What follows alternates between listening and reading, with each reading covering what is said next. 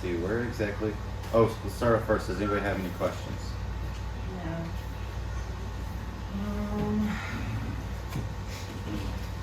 I have one. Do you remember it? Oh my gosh. I need to start writing them down. Okay. That's what I'm doing.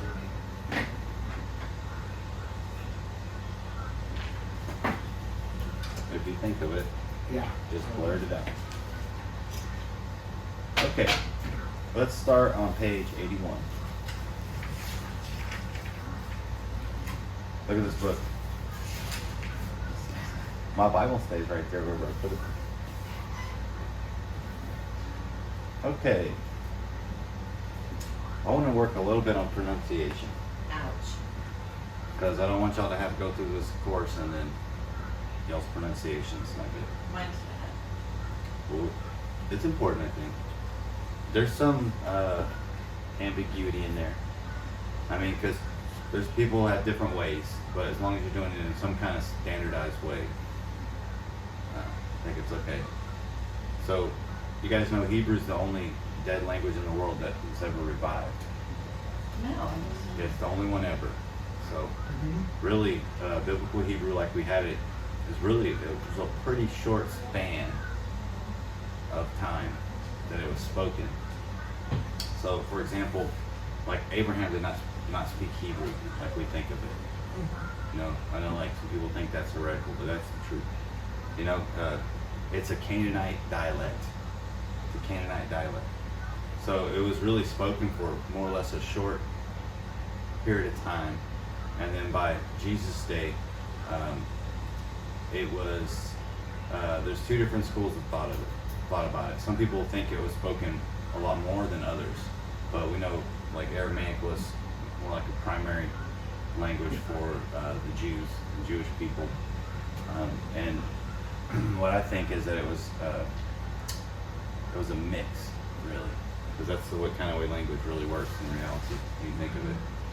But it was obviously the scriptures were in Hebrew. We have the Qumran scrolls that were written in Hebrew a couple hundred years before Jesus.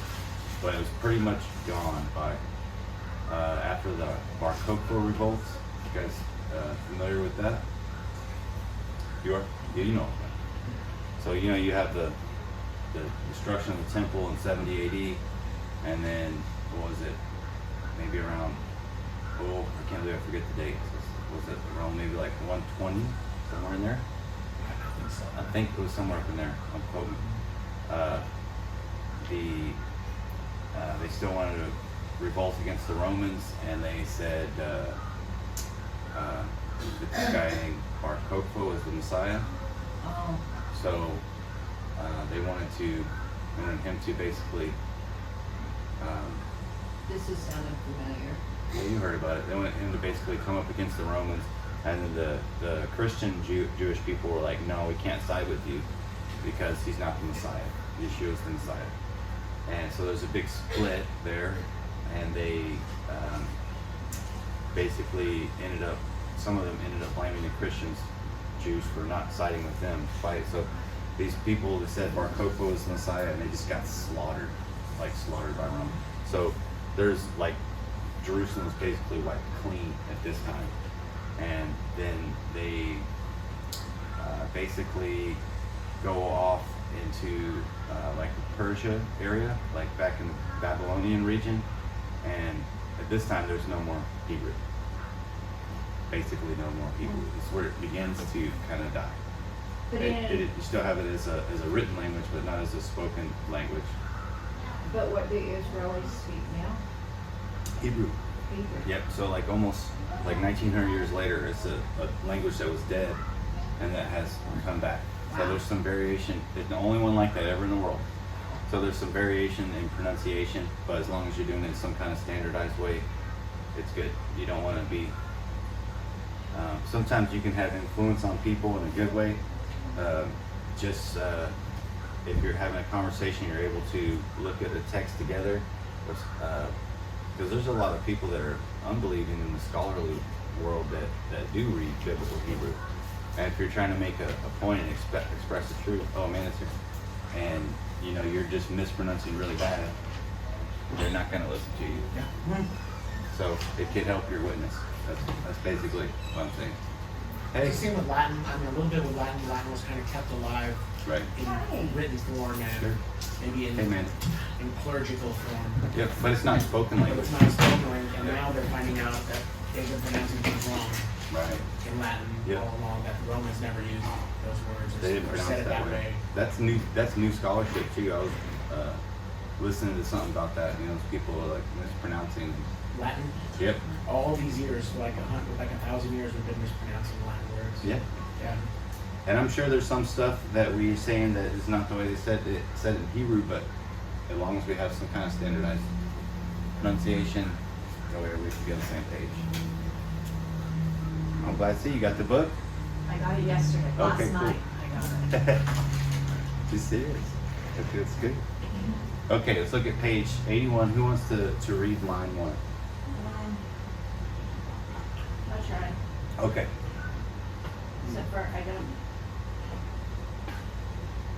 Just read it.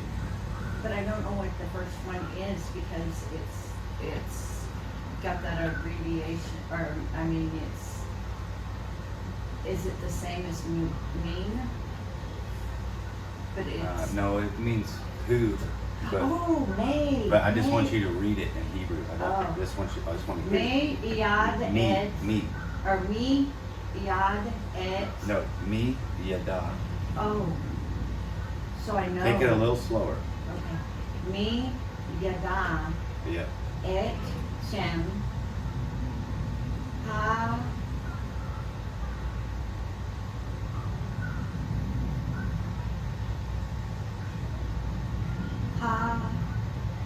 adim, Adam. adam. Take a syllable. What syllable do you have to? Okay. Okay. Share. I'll share. Mhm. Var. Yes. Et. L. Or el. Jerusalem. Okay. Okay. So, And the next line. oh, the next one. No. Kia. Chi. Ki. Chi. Ki. Anochi. Anoki. Oh, Anoki. Okay. Anochi. Okay.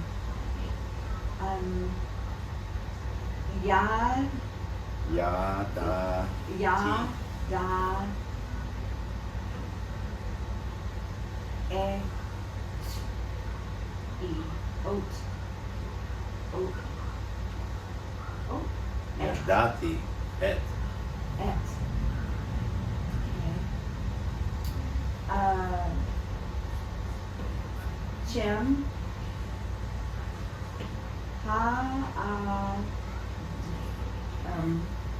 Adam. Adam. Adam. Share. Asher. Mhm. Avar. Avar. Mhm. El. Yep. Jerusalem. Jerusalem. Jerusalem. Yep. Okay, very good. Yep, and if you're having trouble with pronunciation, just take it a bit slower because your like your ears are connected to your mouth, it's connected to your brain and your memory and all that. Gotcha. 2. Oh, Amanda, take 2. Not quite there. Ma, Amar, Rosh, Ha, Aretz, El, Adon,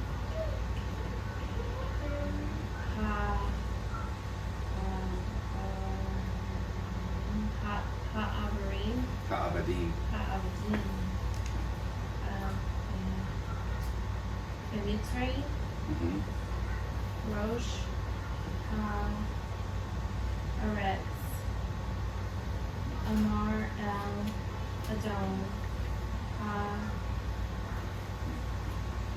Avadim, Shemati El Kol Hayabadin. Ayin is silent. Yes, Abedin. Abedin. I keep thinking of it as a Y. Good. Yeah. Okay. Give me number 3, Tim. Okay. Ni Alu Elev Ha Haru Harim That one's so hard to say. Heharim Mhm. Heharim He Heyetam Heyeta Hayata. Sorry. He Hayta. Am I saying that? Ki Hayta. Ki Hayata. Hayta. Melechama. Melechama. Melchama. Or Melchama. Yes, Melchama. Bayil. And the liner. Moshe. Moshe. Moshe. Ra'ani. Va'ani. Oh, Va'ani, yes. Moshe Va'ani.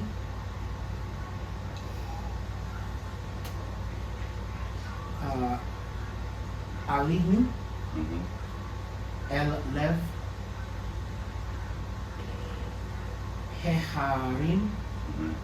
Ki Hayta. Mhm. Melchama. Bayil. Yeah. Wow, Okay. good. You guys do as much reading as possible on your own, and that'll help. But work on the pronunciation and remember all the little rules with the shabazz and stuff. I think what throws me off is not knowing when to blend the vowels as like a what's the word like a diphthong. Yeah, not knowing Oh. when to diphthong and when I'm just When not being not to. familiar. Most Because of I see the two vowels and sometimes I'm trying to diphthong. Well, if you got a yod, if you have like consonant, like that, like whatever consonant, and then the next one is a yod, and you have like an A class vowel like Mhm. that, it's gonna be I. It's not so much that rule. It's the one where they're inverted. Inverted. Oh, when Right. we're up here. Or no, it's like I gotta think of a good example. Okay. But, it was a rule we learned early on. Okay. And like sometimes you actually reverse the sound of the vowels of the A and the E or the E and the A. Does that make sense? The only one that to reverse it is called a furtive talk. Yes. It's when you have a het as the last one, and then it'll end with the A class vowel underneath it. Yes. Like Noach, Right. No. right? So that's the only time it's Yes. called furtive talk, and it only works with the het. Got Is it it. Ruach like that? Ruach, Noach. And You would the- say the vowels ha. go like this. This is the only one where it goes before, Okay. and it's just I don't know why. Sure. Oh, that's good. I forgot that. It's Yeah. only with the. Is that what you're thinking of? Yes. That's the one you're thinking of? Yeah, but it throws me. Sometimes I see vowels together, and I'm not sure how to pronounce them properly. Okay. So. Well, if We're you in the sense of line 3, yeah. word 1, 2, 3. So this heharim.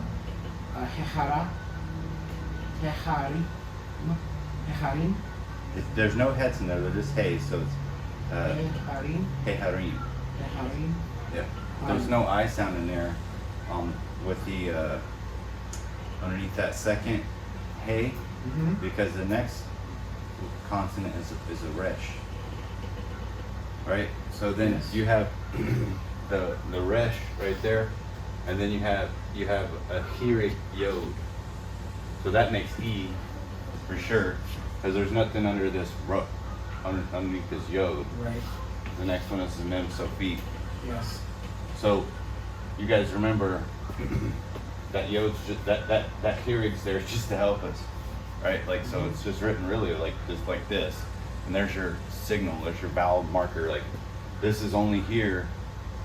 We're not even saying this at all. This yod at all. Like Yod is silent. Yeah, this yod exists for the sole purpose that the Masoretes add this into Hebrew, so that you know that we want this sound. And Why then can't you just put, because these dots were added by the Masoretes, Later. like it just seems like if you They're added wanted by that the- sound, you should just put that vowel there This- and. But they didn't want to change the text. yeah, all these dots and Ah. dashes did not even exist until Right. like 600-700 years after Christ. They're there for us to help us. Enunciate. Yeah, like the way that you would teach kids and stuff. So it's just to make a standardized type of pronunciation. Because I'm sure, like in the Masoretes' day, there was more than one pronunciation for things as well. But it's to make a standardized pronunciation. So in the Tanakh, in the Bible, when they write out words, they're putting in these little markers in there so that you know what sound they're using. This yod right there, that don't even really exist in the original language. That is just a vowel indicator, like a marker. Like, hey, we're having a vowel sound here. And then the Masoretes come in because Hebrew is not spoken anymore. It's just a liturgical language in the synagogue, and they're like, okay, well, we want to make this system of dots and dashes for pronunciation reasons, just so we can make sure we're all vocalizing this the same way. And they're like, we're gonna do that, or other things as well. But it's important, and those guys are pretty smart that came up with that. But we had the same thing in English when you look up words like in a dictionary and you don't have an upside down E and a regular E, and you have that one with the line and the other one with the, you know what I mean? Or like if you look things up in the Strongs and they try to give you the transliteration, you have to look up at how they want you to say that, because they might have like a B with like a line over it or something. That I don't know if that's exact, but they really want you to pronounce it like a V. So you have to look up. So we have similar stuff,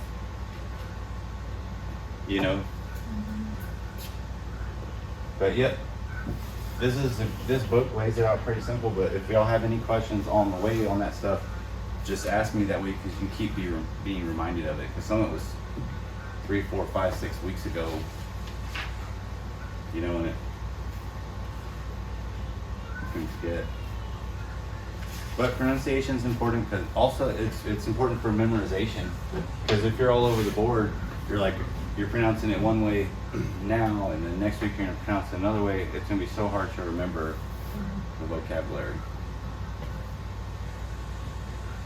Any more thoughts on that from anybody? The one that gets to people a lot of times is the Shabazz.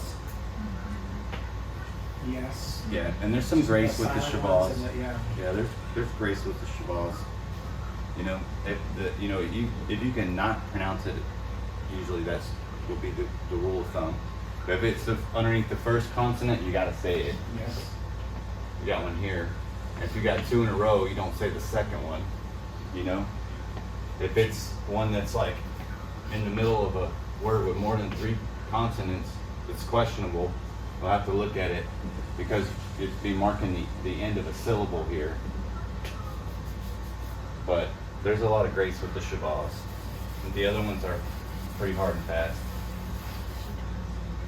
Like in the word achalnu, Yeah. they ate, maybe, is that right? They ate achalnu, We. we ate. Oh, yeah. So in that word, the Shabazz on the 3, on the 3rd letter. What line was that That's, on? Oh, I see it. No. 6, and Six. about, page 77, exercise 6, line 6. Oh, page 77. Sorry, I was in our homework. Okay. Line 6, as you go across the new with the we, there towards the end you have a chalu, Yeah. There you go. and the same with the next one is shamarnu. Right. Yeah, let's look at that. Okay. That'll help everybody. And I sometimes say shamarnu, like I have like it's like a slurred. Yeah, you add it in there. It's like I said, there's some grace with that, but it's better to not say it. We can not we consider it a non-vocal Shabbat, you could say. Where are you at? But I'm not going to, Page 77, exercise 6. Line 6. I'm not gonna rag on you to say that Shabbat, but the purpose of that Shabbat being there is to break up syllables. So that's a good example, Tim.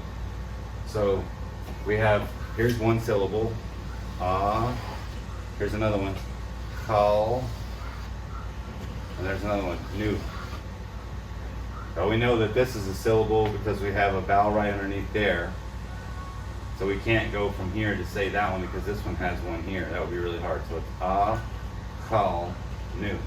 This Shabbat right here shows you that this middle one's a syllable. And the That end makes of sense, the, right? And the syllable, yeah. Right. But it's not the end of the world if you say nu. Or like I said before, it makes you sound kind of like an Italian a little bit. Chalenu. Yeah. but you kind of want the emphasis here at the end, right? Yes. So that's just there to mark the syllable. So it's achalnu. Achalnu. On line 7, underneath that, there's probably 1, 2, 3, 4, 5, 6. You have lekachdem. Lekachdem. Yep. Again, there's the two Shabats. The first one you say, and the second one we let go. We have to say the first one, or we wouldn't be able to say the word, right? Lekachdem. Lekachdem. Mm-hmm. That's a hard one to say. It's hard. Just might as well just call it. Lekachdem. Just clear your throat and you've got the word. Yeah. Lekachdem. Lekachdem. Lekachdem. Mhm. The next one That is is that's they took. y'all. You all took. Yeah, that's right. You all took. Ooh, I know you can get some red ink on that paper. Yeah, no, I got it right. I think I got it right. Okay. And when I'm going slow, I get it. Yep. We gotta get this stuff down because in the next chapter we're about to get into the nitty gritty. I think I remember my question. Okay, what's your question? And it's kind of related to pronunciation, but maybe not. It's gonna be. See, I saw it just a second ago. I think it's the word avi. Okay. I don't know that we learned it necessarily. I was kind of lost on the word, but I guess I figured out what it is. So I think I see it here on page 77, exercise 7, section 2, A. It starts off with avi. Mm-hmm. And I know Av is father, our ancestor, right? And Avi, I'm assuming, is a plural of it, or just a singular possessive? No, well, it would be first person singular possessive if it was on its own, but it's got that. You're gonna have a vowel change there, so it's gonna be a word pair. So Sarah would be Sarah's father, Father of Sarah. the father of Sarah. Right. That's one of those anomalies. It's So not here. Oscar It is is? like that as well. Like it would say, achis, Oh, where the vowels change. We did learn that. Right. Right. That one's a tough one because it looks like if it was just on its own, it could be my father, right? Yes. Avi. Right. So you gotta look, but then you have that proper noun right after it. Ach is like that as well, brother. Achi. Yes. If you just said achi, it would be like my brother. But Achi. if you said achi Sarah, you're like, oh, that's a word pair, and you're like the brother of Sarah. So that's a tricky one. Yeah, and I think what I'm learning is in word pairs, you have to just be ready that the vowels will change or the structure might change. But if you recognize the root, you can probably work it out. You can work it out. Mm-hmm. Hebrew is one of those languages, like we talked about, like it doesn't have to be in a certain order necessarily. So you need to you gotta listen a little closer or read a little closer. And like in English, we know everything must be in a specific order, but it's not necessarily so with Hebrew. So one word by itself may mean like Avi, it could be my father, but Avi Sarah means the father of Sarah. So you gotta get a little. That's a good question. Hebrew it's a little bit complicated of a language. Anybody got any more questions like that? Those are good questions. Those are good questions. Did anybody have any problem with the vocabulary? A Yeah. little. The only one I cannot get is the ode, because it means so many different things. I'm trying to like wrap my head around how to figure out how to remember that. I remember how to apply it. Again, still Yeah. another yet more. Mhm. The way I think of it is, oh, yet again, Oh, that's good. yet again, here we go again. That's kind of how I think of it. Okay. It's like, oh. I remember. Here's how I remember it, because we have like another variation of this word, like ma'od. It means kind of like a lot, or like again. Like, you ever heard people say,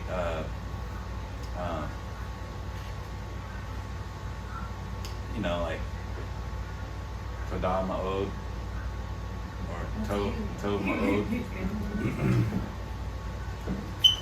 I don't know. I used to go to Bet Shalom. They do like Hebrew greetings. So you're still like, "That's very good," or, you know, "Thank you very much."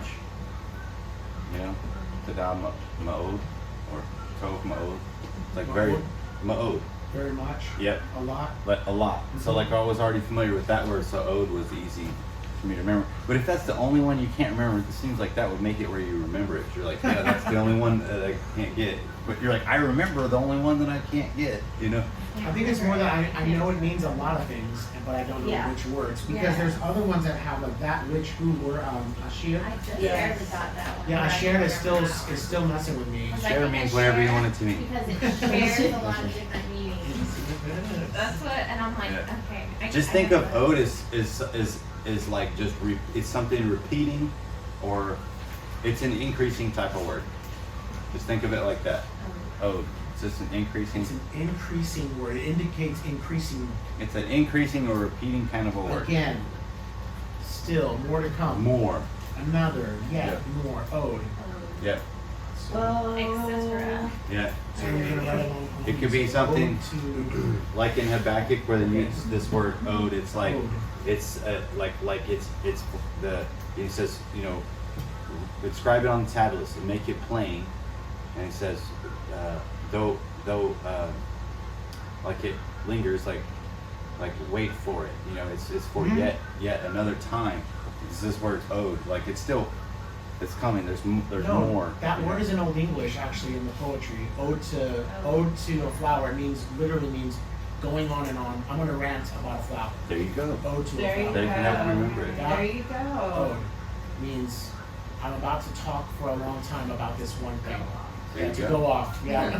To go off. You should write that. It could To be go off. more about a flower or long words about, yeah, in poetry the word ode is there, yeah. That Yeah. could help. Yeah. That's a good one. Yeah. Ode. Very good. On and on about a flower.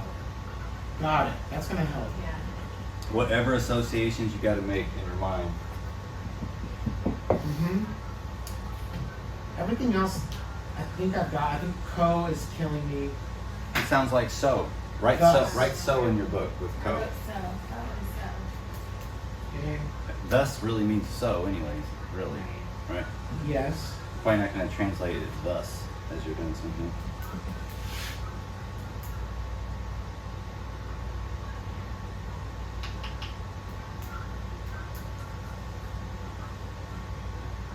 I'll tell you the one that got me.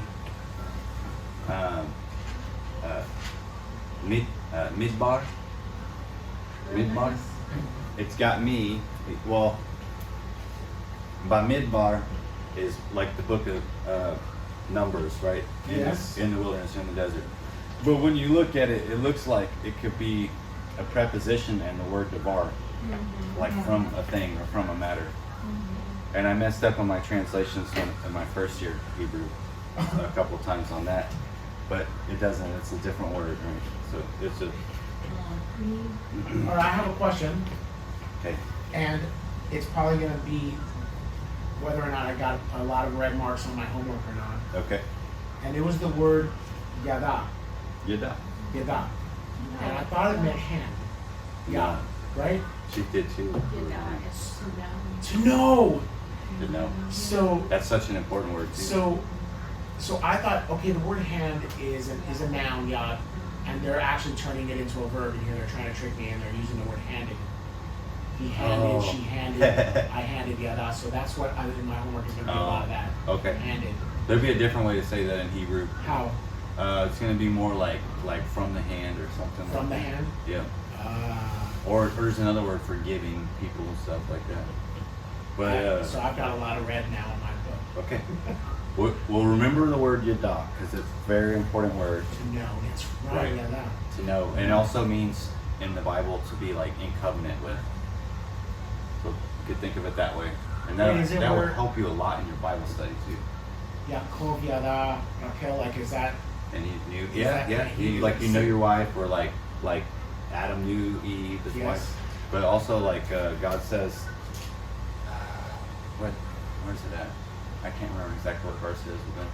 But like he tells Israel, he says, in our English it says like I have like love Israel and like I have loved no other, or your Bible may translate it something like that, or like I've like been in covenant with Israel no other.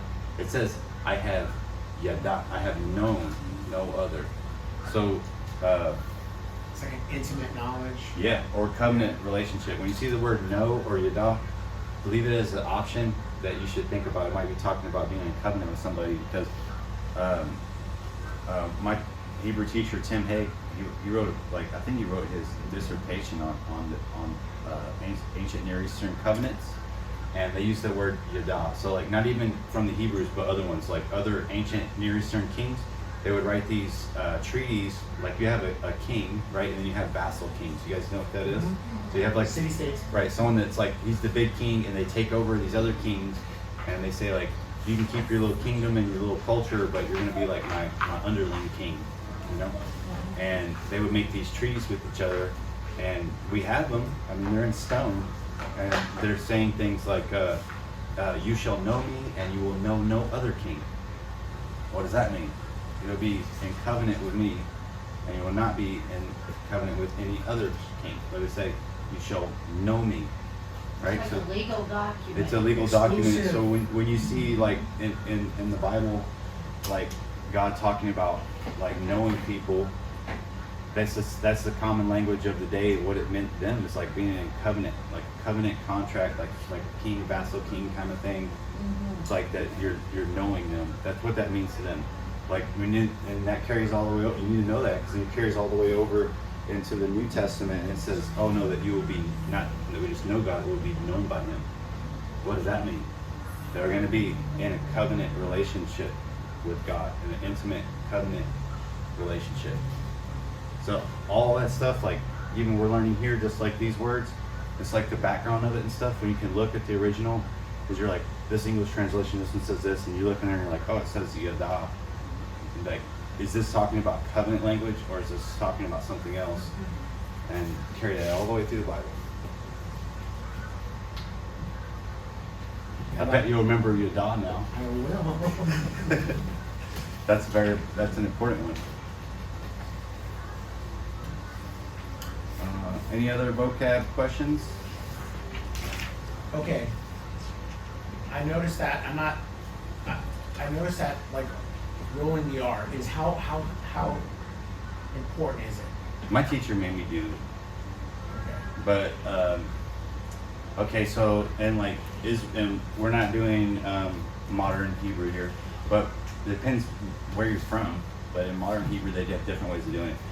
So, like in synagogue, like a cancer reads the scriptures, you're gonna roll the R, right? This is classic. Or you're gonna have like a bar mitzvah or bat mitzvah, you're gonna roll the R. If you're cancering the scriptures, like you guys, it has the cancellation marks in the BHS. You see like all these extra dots and dashes in there. Those are cancellation marks, so you can sing it. Oh, That's what those are for. so you're saying canter, Yeah. not So like, canter. when you see a certain little mark in there, you'll see all the marks that are not, the normal Niku. Yes. So there's a couple of them are for like marking different like sections, but a lot of them are like cancellation marks. Like when you see like a certain mark, you will say it like to a certain tune, like imagine for something we know, like Mary Had a Little Lamb. You're not saying this, we're singing da na na na na na. So like when you come to this word, you say it. Yeah, na na na na na na. And then this one has a different mark. So I say all that to say, like when you're doing that, it's like classic ways to roll the R. But in modern Hebrew, depending on where you're from, they will almost swallow the R, like French, like there's more like like that. Yeah. Like we might say, when we're reading classical Hebrew, we say Amar, he said.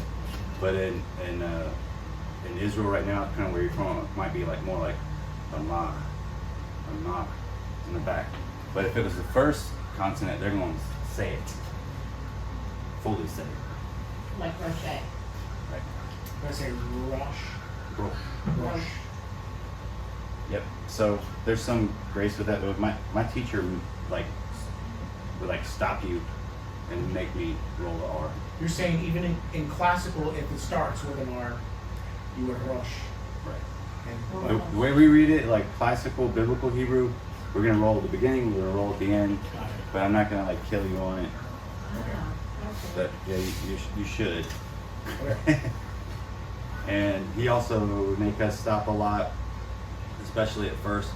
By the time we get to like the Hebrew 1, 2, 3, and syntax 1, 2, and then exegesis. By the time you get to exegesis, he like pretty much like easier on it because he's like we've been through it. But he would make us with like the chetz. He would make sure that you were putting the in there. Chutzpah. Yeah.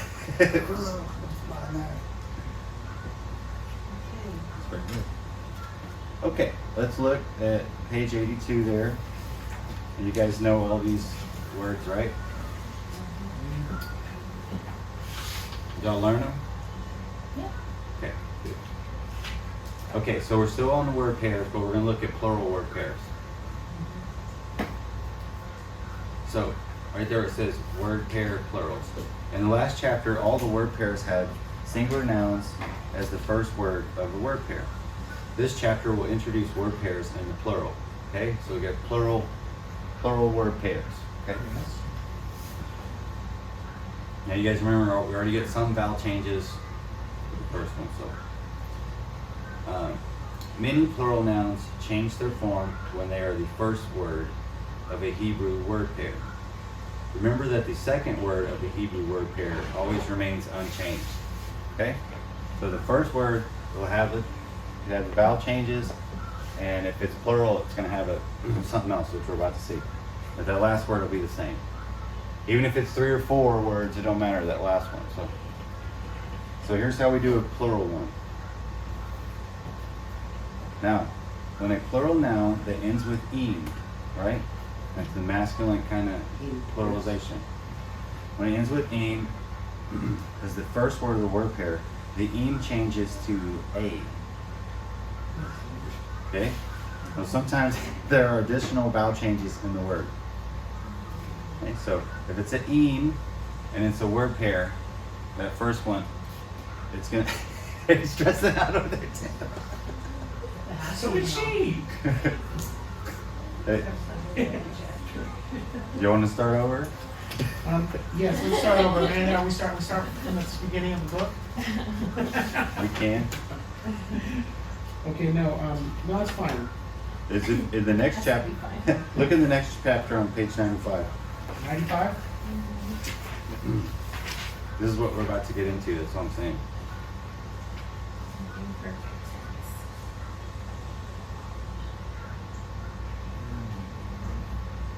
That's why we have to use some. Right. There's more Shamar stuff There's coming. more That's Shamar. And there's more shamar stuff after that coming. So. Okay. Okay, so we're back what we're talking about. Alright. This is not too hard, okay? Word pairs are easy, right?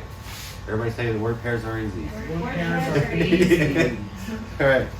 So if it's plural, this is going to be good. This is actually better for you because this is going to be a signal for you to know that this is a word pair. So the plural word pairs are easier because you're going to see, hey, this looks weird, right? I'm seeing this A thing on there. It's, you know, it's stereo. So we have she'arim. She'arim is gates, right? Mhm. Gates, 2 gates. Now, we want to make it a plural word pair. So we have the word she'arim, which is gates. It's plural. It's plural of sha'ar. So we say sha'arei. Sha'arei here. Well, that's Sha'arei not here. that bad. That's not that bad, right? No, because Gates of I'm the used to city. dropping a letter. Oh, we're going to drop. Okay. This way. Okay. Give it some time. We're going to start dropping. Start dropping letters? Okay. But as long as like you can recognize the root, Yeah, right? yeah. Right. You Yeah. recognize the root. We've been dropping letters to make car crashes. Yeah, already, we're gonna so- make the crash, Okay. but there's rules to the crash. Okay. It won't be bad. What else? Sha'arim. What did that Greek thing say that I was looking? What, It said inch by inch is a cinch, yard by yard is hard. So- Sha'arim. Sha'arei. Sha'arei, yeah. Yeah. Sha'arei. That was a Good good one. one. Have you got to look at any of the earlier videos, Amanda? I watched the first one. Okay. Yep. Once you get the vocabulary and the little vowel markings, it makes a lot more sense. Go ahead. She just got her book last night. Yep. So we'll start. So we have the banim, sons, right? Banim. So bane, right? Mishpacha.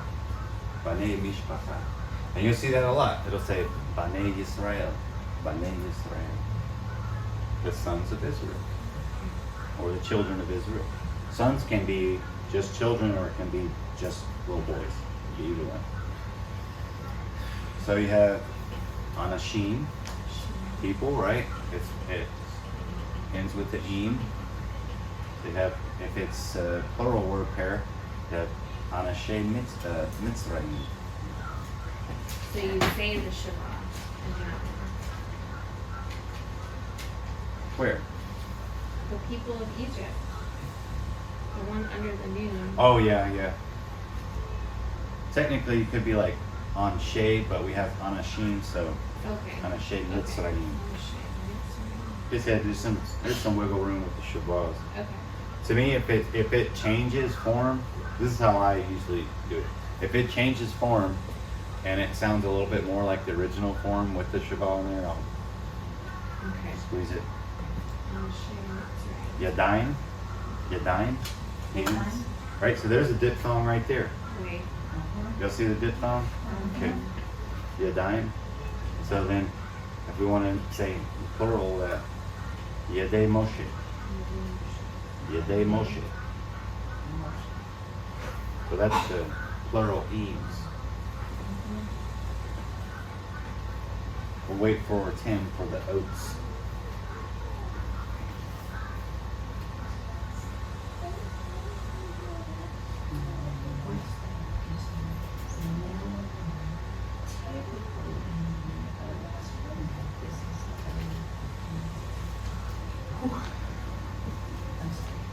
Okay, we're waiting for you.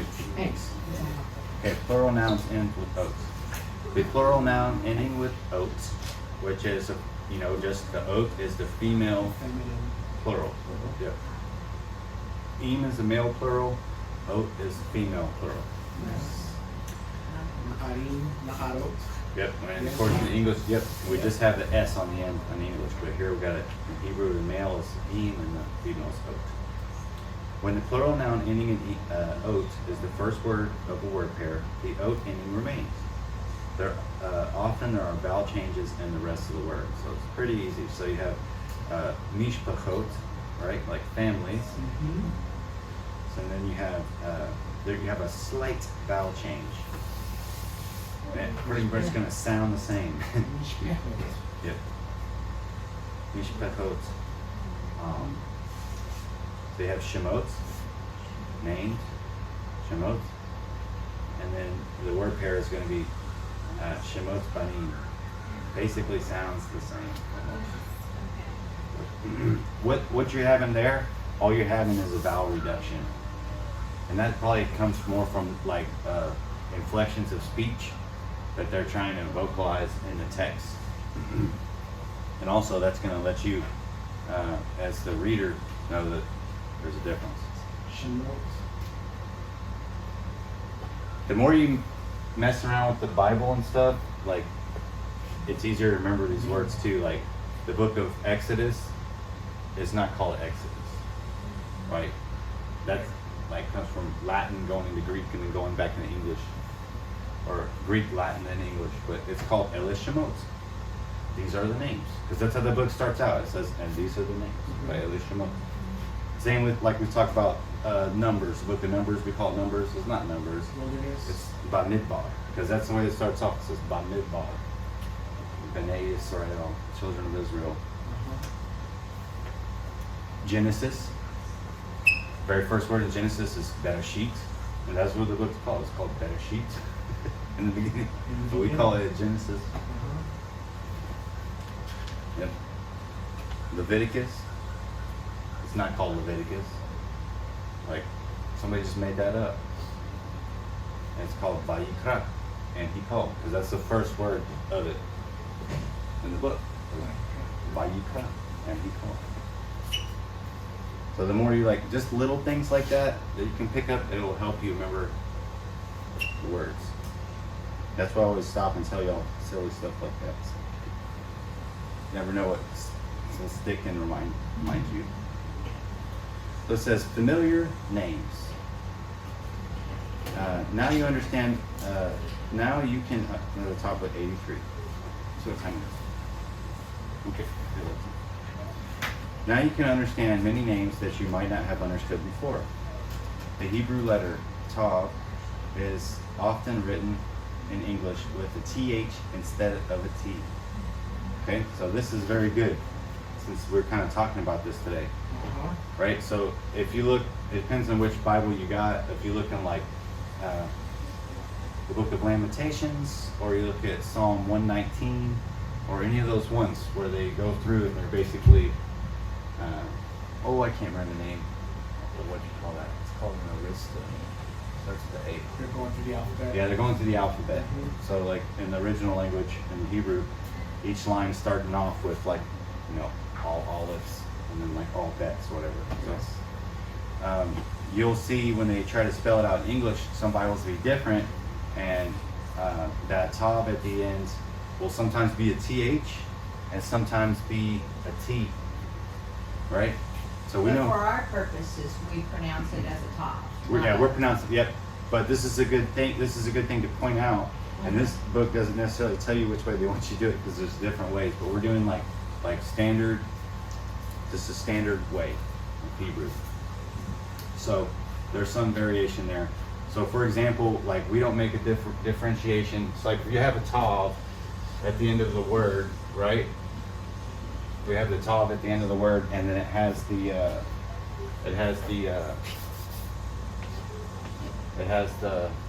dogish in it. Yes. It sounds the same for us, right? Yes. Okay, so Ashkenazi Jews, they have a different tradition because they were somewhere else, like in Europe for a long time. Spain and stuff, yeah. They have they make a differentiation between this. They pronounce it as an S. Yes. Yes. Yeah. Bris would be one, right? Yep. Or we say Shabbat, right? Shabbat, like today's is Shabbat, the Sabbath. Shabbos. They say Shabbos. Shomer Shabbos. Yep. They So say. like this, what do we call this? The prayer shawl. Tali. Tali. Yeah, prayer shawl. That's what they call it on TBN. This is the Tali. I was making fun of it, right? Call it freaking prayer shawl. $19.99. Prayer shawl. So, right, this is a talit. The Ashkenazis call it talis Yes, they Talis. do. Talis. because that child has the dogish in it. But to us, Still a child. still a child. Now, there's other traditions that might say this talit, right? TH. Right. Yeah. So we're What not I've doing heard that. it was a hard TH, like a talit. We don't know, Yeah. honestly, we don't know why what difference that makes, but it's one of those letters that it's a Beget Kafet letters. I don't know if you guys Yes, remember that. yeah. Okay? Gotta get confessed. Yep, so we only make a differentiation between some of the Beget Kafet letters, right? Like the bets. Like the bets could be V or B, you know? Yes. Right? Or the cough could be, Uh-huh. or it could be. Yes. So some people, depending on what community you're in. So for us, we're Christian people. That would be strange to Adopt their culture. adopt an Ashkenazi pronunciation or something for no reason. Because you'd be mixed matching and stuff. You always stick with standardized pronunciation. Okay. So they give us here some good examples here. B'nai Brit, the children of the covenant, sons of the covenant. Okay. Brit is a covenant. You guys know that, right? Yes.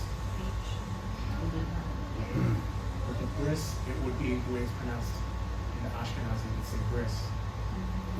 Got it. Well, no, if it had a dogish in Yeah, there. dogish, oh, Yeah. So Beit Shalom.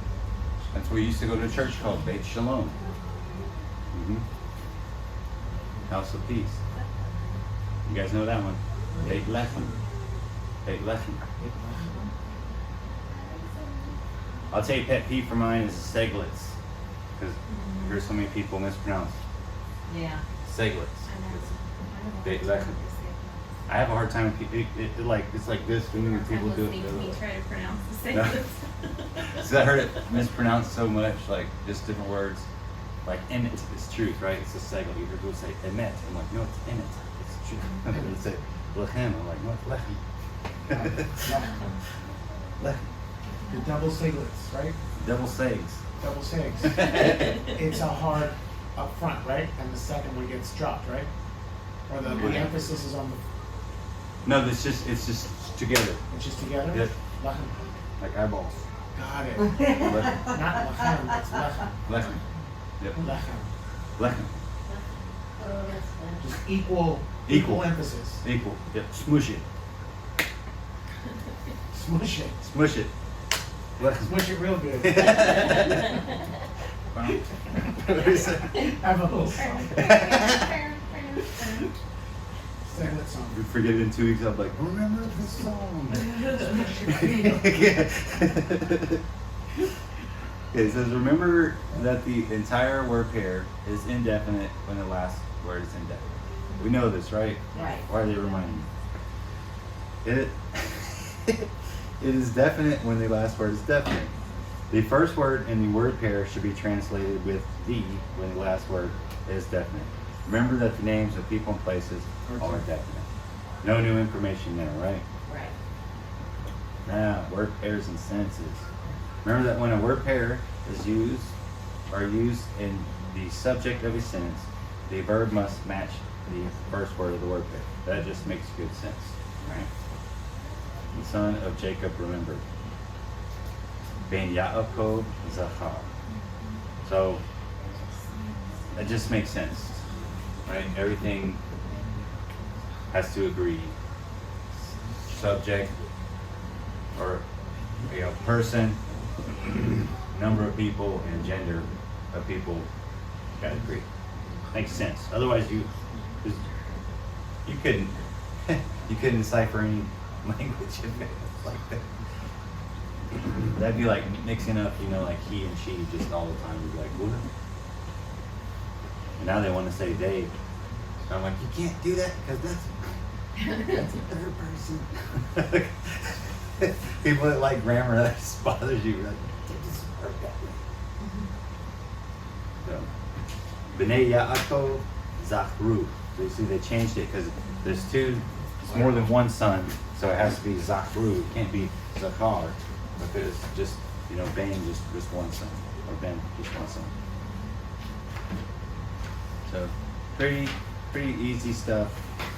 On 85, they're going to give you another chart there for you guys to refer to really for homework and stuff like that. And they give you a little summary there on page 84.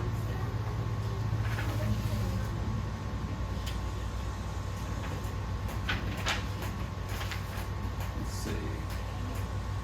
Look at page 86 at the top.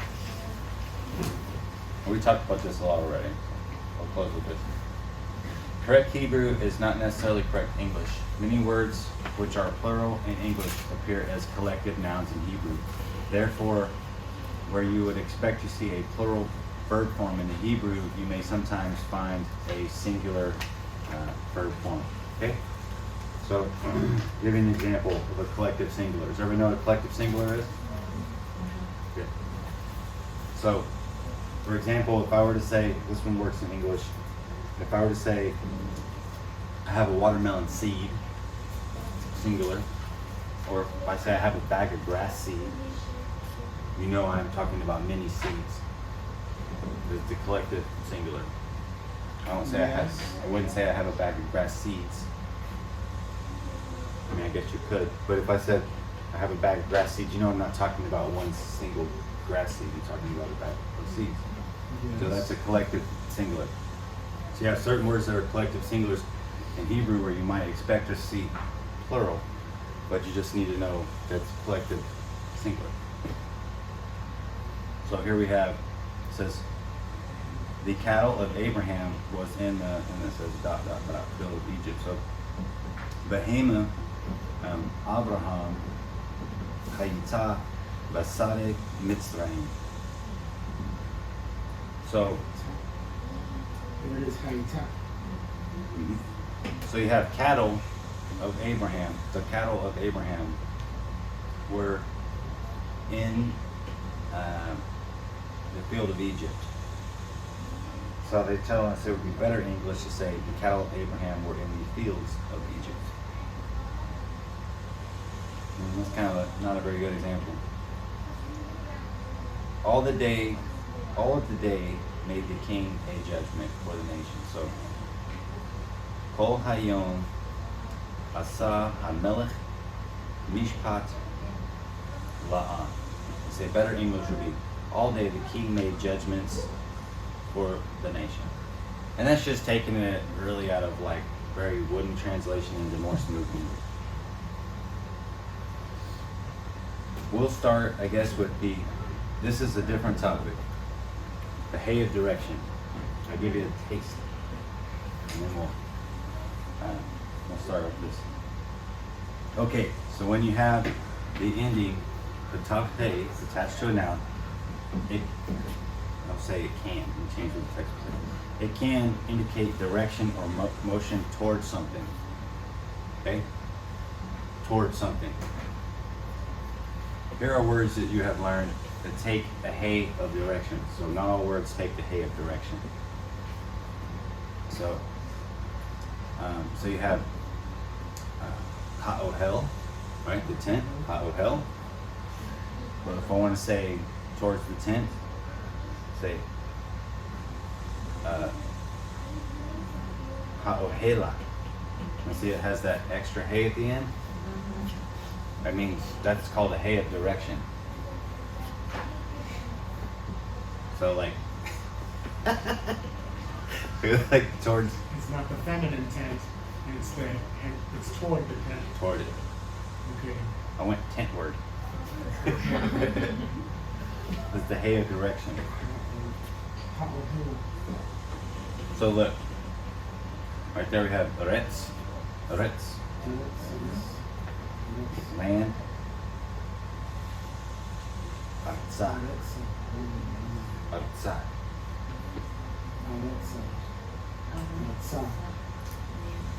Arza. Towards the tent, towards the land. Habait. Habaita. Habaita. Went towards the house. Towards the house. Called a hay of direction. How baita? I went towards the house, is that what you said? I traveled, I went. Yeah, you could say, yeah. Yeah. How baita? Yep, I went towards the house. Oh my Lord. Yeah. Or I walked towards the house. Yerushalayim. Yerushalayim.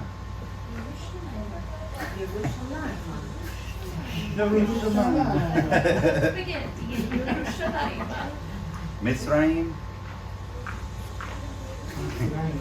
Mitzrayim. Did you skip wilderness? Mountain. Did I? You skipped mountain and Oh. wilderness. Oh. Just Ahar. Ahara.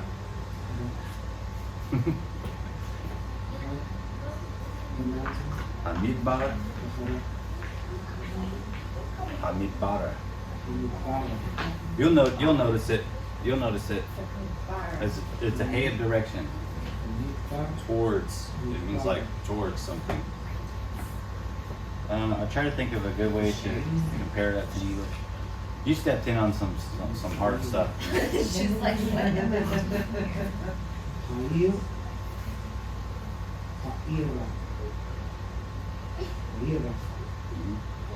The best way to learn this stuff is to know your vocabulary. So you can't notice if there's something weird going on with the word, like a plural word pair form that's going to take the A, or a hay of direction. You're not going to notice that kind of stuff if you're not familiar with the vocabulary. So like the key to all this stuff is the vocabulary. You know it good. So whenever you see something that's when you see something that's going on that's funny with it, you notice that there's something funny with it, and you're like, this looks weird. You're like, let me try some things that I know. And you're like, maybe it's a hay direction. Maybe it's this. Maybe it had a vowel change or something like that. The hay of direction is not used with L or the inseparable preposition along, and maybe translated other than towards. Just think of it as towards.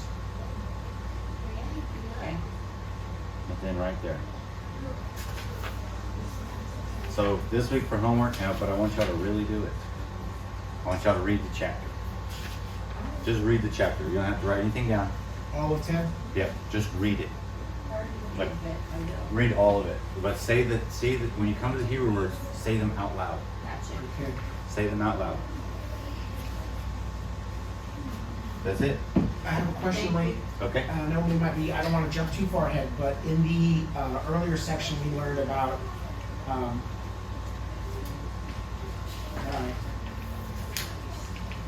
the plural nouns, Okay. What page? page 82. Okay.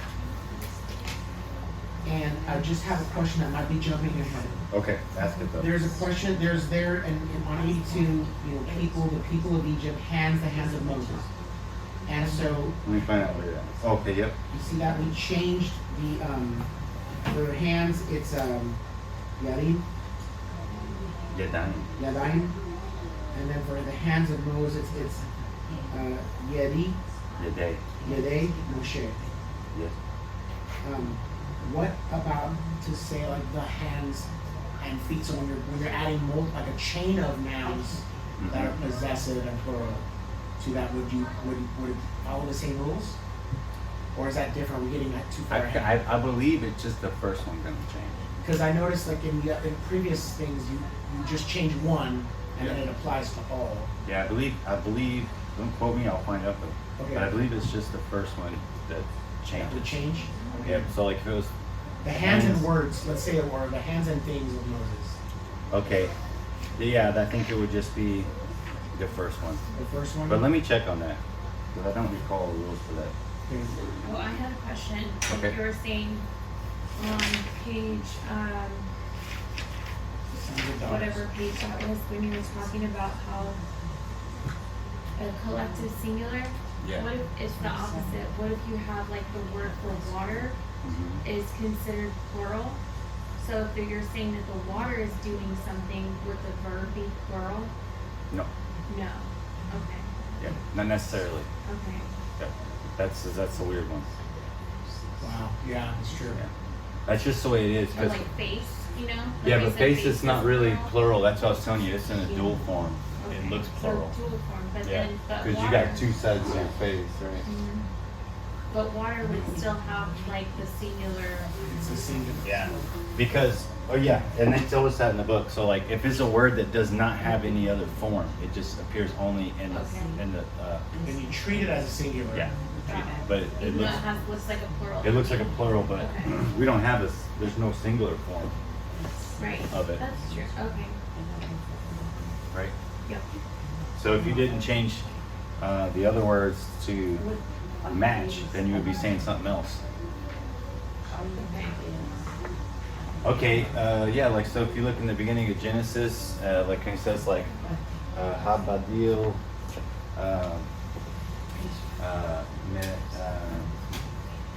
Meyamayim, like a heart, like he made divided from the waters above, from the waters below. Right. It's singular. It's, the divided part is singular. I believe so, The yeah. action. Okay. Mhm. Yeah, but I think you're asking if like the waters parted, or the waters did something, or the water did something, right? Right. The water rose, or the Right. water drove. Yeah, like if the water's doing the action, Right, you would it wouldn't put- change the verb you wouldn't- to a To plural a plural, verb. yeah. Like it wouldn't end with the, like that, right? Yeah. Right. Yeah. Right. And it would not. Okay. Because who's doing the action? Water. How is the water doing the action? Well, like if the water's flowing or something. Oh, I see. That's what I'm thinking. Yeah. Not that God is dividing the water. I'm thinking if water is just Like if the water's the one performing the If action? the The water, water is performing if the the water action. ran downhill, yes. yeah. I got you. Yeah, or water flowed. Right. Yeah. Now, when you get into poetry, which we're not doing, but, no, we won't do it in this book. Because poetry pretty much like makes all these rules and it's like, Same in English, yeah. they're going.